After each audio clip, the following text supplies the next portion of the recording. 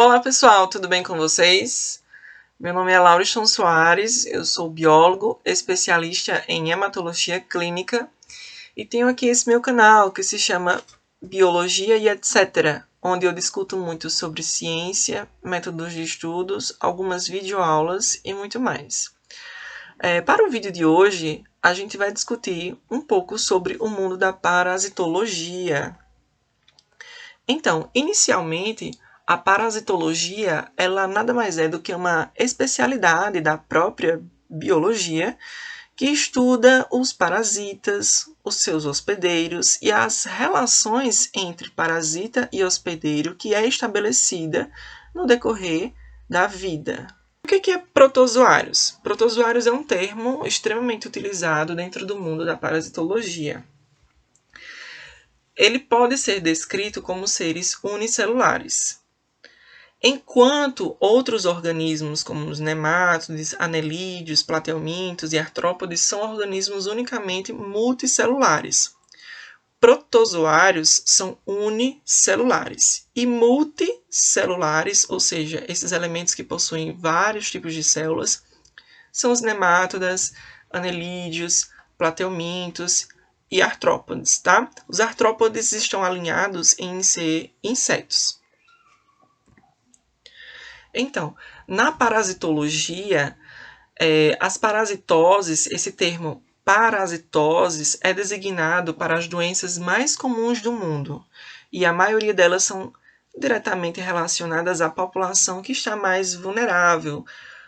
Essas parasitoses provenientes dos parasitas, né, são mais designadas para as pessoas que estão inseridas em ambientes mais propensos para o desenvolvimento de alguma parasitose, como, por exemplo, pessoas que moram em aterros sanitários ou que não possuem uma infraestrutura governamental o suficiente que favorece o saneamento básico e dentre outros, tá? O termo parasita é justamente um organismo que vive em associação com o hospedeiro. Um parasita é exatamente aquele indivíduo que fica sempre parasitando a vida de algum outro indivíduo. E esse outro indivíduo que está sendo parasitado, nós chamamos de hospedeiro.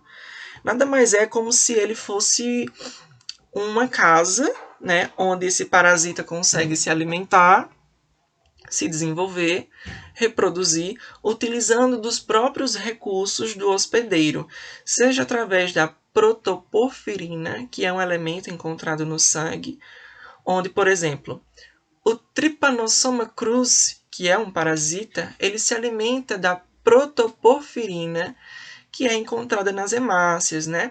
Então, nesse contexto, os parasitas eles sempre vão se alimentando e se adentrando no corpo do hospedeiro, para que ele consiga se desenvolver, se reproduzir e dar continuidade aos seus ciclos de vida. Aqui são alguns exemplos dos agentes parasitários. Nós temos como agentes parasitários exemplos os vírus. Os vírus, eles são parasitas intracelulares obrigatórios. Eles necessitam estar adentro de um organismo para manter a sua integridade vitalícia, para que eles consigam se manter sempre vivos. E existem inúmeros tipos de parasitas relacionados aos vírus. Existem vários tipos de vírus que necessitam estar acoplados a um hospedeiro de maneira obrigatória dentro das células daquele hospedeiro para se manter vivo. Nós também temos um outro exemplo, que é os protozoários, os artrópodes, alguns eumintos. Nós temos aqui a exemplificação através da imagem, as bactérias e os fungos. Esses são exemplos de agentes parasitários que nós podemos encontrar no meio ambiente completamente disponíveis. Falando agora sobre relações parasitárias. Os agentes parasitários, pessoal, eles possuem uma relação simbiótica com seus respectivos hospedeiros, onde esses parasitas unicamente e exclusivamente se beneficiam dos seus respectivos hospedeiros. eles se adentram no corpo do hospedeiro, podendo ser vários tipos de hospedeiro, por exemplo, um animal doméstico ou até mesmo nós seres humanos. E esse parasita, ele vai se alimentar, ele vai se reproduzir, ele vai pegar aquele hospedeiro como um abrigo para dar continuidade à sua vida. Existe também o termo que nós classificamos como parasitismo. Esse termo parasitismo, ele é designado para esclarecer que toda relação ecológica ela é desenvolvida entre indivíduos de espécies diferentes. Nesse contexto, observa, além da associação íntima e duradoura, uma podendo ser uma dependência metabólica de grau variado. Por exemplo, o Trypanosoma cruzi, ele é um parasita que ele está muito mais relacionado à captação de uma dependência metabólica, que é justamente a dependência metabólica relacionada às hemácias. O Trypanosoma cruzi, que está ilustrado na imagem, ele absorve a protoporfirina que está adentro das hemácias. Então, ele tem uma dependência metabólica da protoporfirina. E é nesse sentido que existe a necessidade de que esse indivíduo sempre se mantenha na circulação sanguínea a fim de obter a protoporfirina. Sendo assim, ele sempre está parasitando algum indivíduo, geralmente são os seres humanos. Nesse contexto, o Trypanosoma cruzi ele vai desenvolvendo a doença de Chagas em nós seres humanos e vai desencadeando vários sinais e sintomas no decorrer de sua vida. É muito variado os sinais e sintomas, mas alguns deles eles podem ser elencados, como hepatomegalia, que é o aumento súbito do fígado, cardiomegalia, que é o aumento do coração. Tais circunstâncias favorecem com que este indivíduo não desenvolva mais as suas atividades rotineiras, onde esse indivíduo não poderá mais pegar em peso, o indivíduo que foi parasitado, tá? O hospedeiro, nesse caso, nós seres humanos. Não poderá mais pegar em peso, correr ou exercer qualquer outra atividade que realize com que o coração ele seja forçado, tá?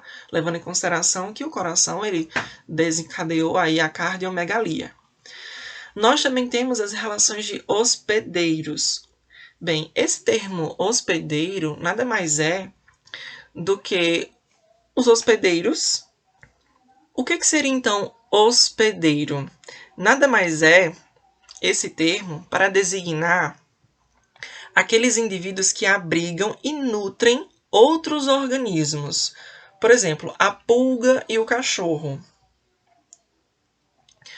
De modo geral, esse vetor mecânico, onde a pulga fica se alimentando dos recursos disponibilizados do cachorro, como, por exemplo, fazendo drenagem de sangue e utilizando até mesmo da própria pelagem do cachorro como um ambiente propenso para sua reprodução e sobrevivência.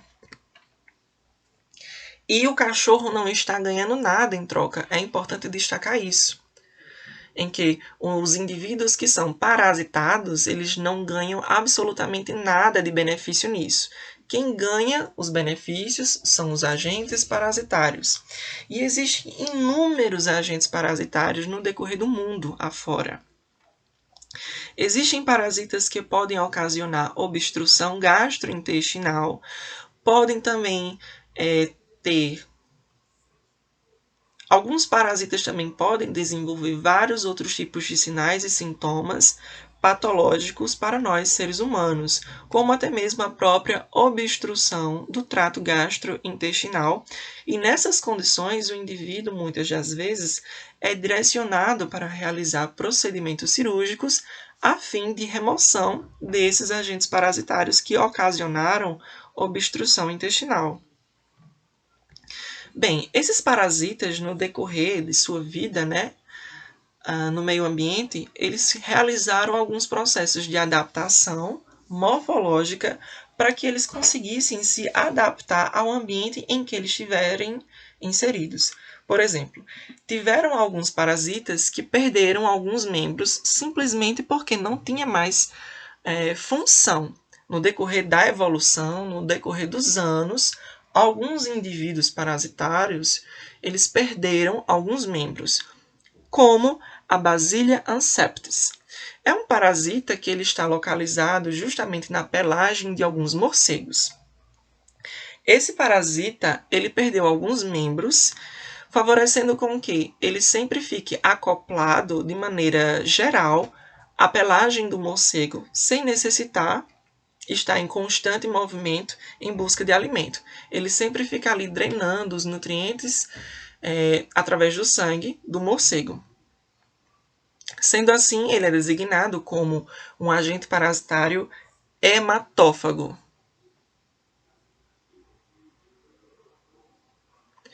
Já também existiu alguns outros parasitas que aumentaram as suas estruturas, como é o caso da Taenia solium. No decorrer da própria evolução, ela conseguiu desenvolver a hipertrofia de suas estruturas, fazendo com que houvesse uma garantia da sua sobrevivência no hospedeiro. Ela aumentou, na verdade, as suas estruturas, como por exemplo, ela desenvolveu uma cabeça, que também pode ser chamado por scolex, que auxilia ainda mais com que ela consiga se fixar na parede intestinal, e de outros mecanismos que ela foi desenvolvendo em suas peças anatômicas para conseguir sobreviver a todo o contexto do seu hospedeiro. Então, existe também a resistência de alguns parasitas para o sistema imunológico. Existem alguns parasitas que conseguiram realizar algumas adaptações morfológicas e fisiológicas para resistir ao sistema imunológico do seu hospedeiro, ou até mesmo do próprio suco gástrico, para aqueles parasitas que se adentram pela forma de penetração de via oral. Então, como por exemplo, o homem, quando é infectado por um cisto maduro da giardia, a parede cística é capaz de proteger aquele parasita, que ainda está em desenvolvimento no cisto, contra o suco gástrico. Então, o suco gástrico ele não é capaz de fazer a destruição desse agente parasitário, da giardia, no caso, né? Ou até mesmo conseguindo desviar do próprio sistema imunológico do hospedeiro. Além disso, existem vários tipos de parasitas que desenvolveram outros mecanismos para conseguir penetrar no seu hospedeiro, podendo ser por via oral, ou seja, pela boca, também por via cutânea, pelas mucosas.